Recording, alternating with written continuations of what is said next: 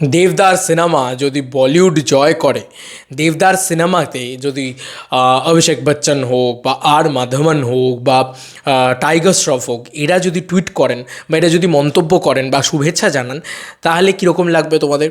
এটা কি পসিবল?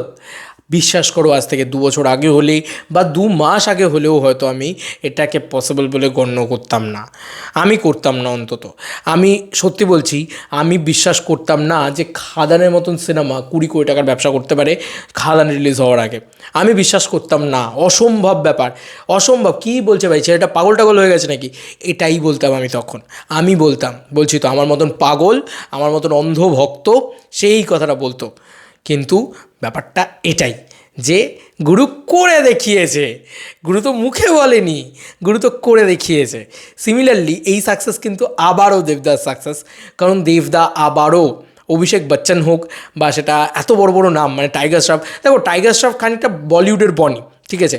আমাদের এখানে যেরকম বনিকে নিয়ে ট্রোল টোল করা হয়, টাইগার শ্রফ ঠিক ওই রকম। টাইগার শ্রফকে নিয়ে সবাই ট্রোল ফলই করে অ্যাকচুয়ালিতে, এবং ফ্লপের পর ফ্লপ দেয়, একদম যাচ্ছে তাই অবস্থা টাইগার শ্রফের। তো ওর বাকি ফ্র্যাঞ্চাইজি ফিরলে হয়তো ওর একটুখানি কামব্যাক হওয়ার সম্ভাবনা আছে, যেরকম বনির একটা মান ছাড়া দিয়ে হওয়ার সম্ভাবনা আছে, যদিও বক্স অফিসে কী হবে ভগবান জানে। যাই হোক, মানে এরকম একটা পরিস্থিতি। কিন্তু তাও তো সে বলিউডের অ্যাক্টর রে বাবা। আমাদের এটা সবসময় একটা ট্রেন্ড আছে যে আমাদের এখানে কেউ ভালো কিছু করলে আমরা তাকে পাত্তা দিই না। যিশুদা যখন বাইরে থেকে ঘুরে এসে, বাইরে থেকে যখন ওরকম একটা মারাত্মক পারফরমেন্স নিয়ে এসে দিচ্ছে, তখন আমরা বলছি যে হ্যাঁ, যিশুদার মতন বড় একটা হয় না। তো আরে ভাই, আমাদের এখানে রাজকাহিনী করে গেছে লোকটা। আরে আমাদের এখানে এত ভালো ভালো ছবি এক যে ছিল রাজা করে গেছে, কিন্তু আমরা কেউ বলবোই না। আমরা তেলুগু ইন্ডাস্ট্রি নিয়ে পড়ে আছি, তেলুগু থেকে পেয়েছে, হিন্দি থেকে পেয়েছে, তারপরে আমরা কথা বলছি। তো এটা আমাদের স্বভাব, এবং বাঙালিদের তো এটা একটা বিশাল বড় স্বভাব। তো এটা একটা বিরাট বড় ইয়ে যে বলিউড থেকে কেউ যদি কিছু, এই টোটা রায়চৌধুরী বলিউড থেকে করে এলো, রকি রানি, তারপরে তাকে নিয়ে এখানে আলাদাই মাতামাতি চলছে। ভাই এটাই আমাদের প্রবলেম, কিছু করার নেই। তো যাই হোক, নামি পত্রিকা খুব সুন্দর করে খবরটা করেছে, আমি তোমাদেরকে দেখাই জাস্ট খবরটা। প্রতিদিন .in-এর ভিতরে, ঐতিহাসিক হোক, বিনোদিনীকে জাতীয় স্তরে দেখে শুভেচ্ছা অভিষেক বচ্চন আর মাধবনের।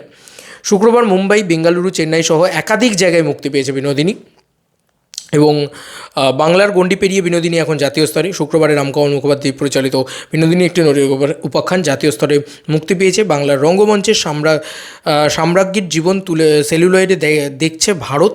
সেই উপলক্ষে বলিউড এবং দক্ষিণী ফিল্ম ইন্ডাস্ট্রির তরফে শুভেচ্ছা এলো রামকমল রুক্মিণী মৈত্রের কাছে।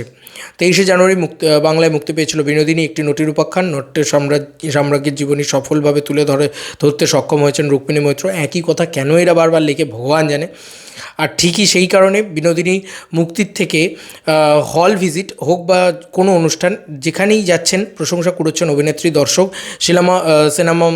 সিনে সমালোচকদের রায়ের ঝকঝকে মার্কশিট তাঁর।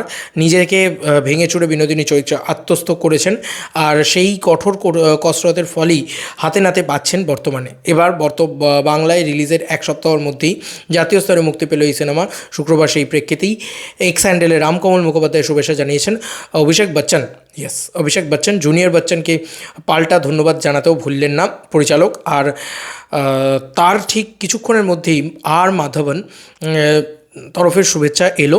বিনোদিনীর ট্রেলার শেয়ার করে বলিউডের ম্যাডি লিখেছেন, এই অসাধারণ প্রচেষ্টার জন্য তোমাদের সকলকে অনেক অনেক শুভেচ্ছা রামকমল।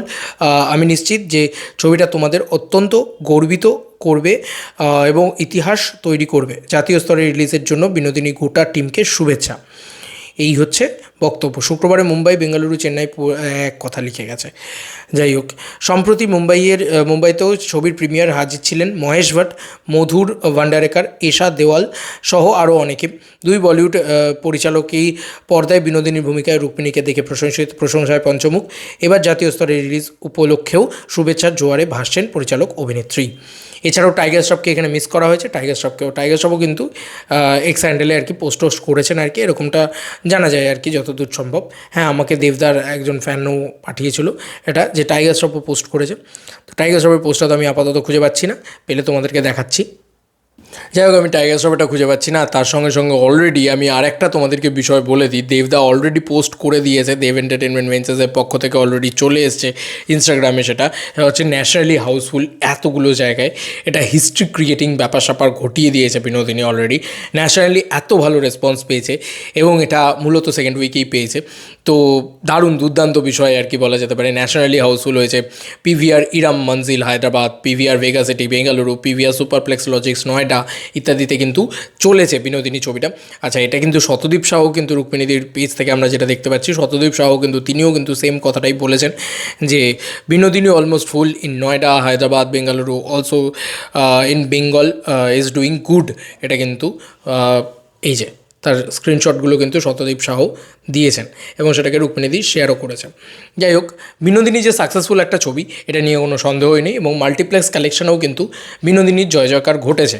কারণ 14 লাখ টাকার মাল্টিপ্লেক্স কালেকশন, আমি বারবার বলছিলাম 10 লাখ টাকার উপরে মাল্টিপ্লেক্স কালেকশন এক সপ্তাহে না গেলে সেই ছবিকে হিট অন্তত বলা যায় না। তো সেটা কিন্তু ক্রস করে গেছে বিনোদিনী। তোমাদের কার কি মতামত এই ভিডিওটাকে নিয়ে জানিও কমেন্ট সেকশনে। চলো বন্ধুরা, নতুন কোনো ভিডিওতে দেখা হবে, বাই।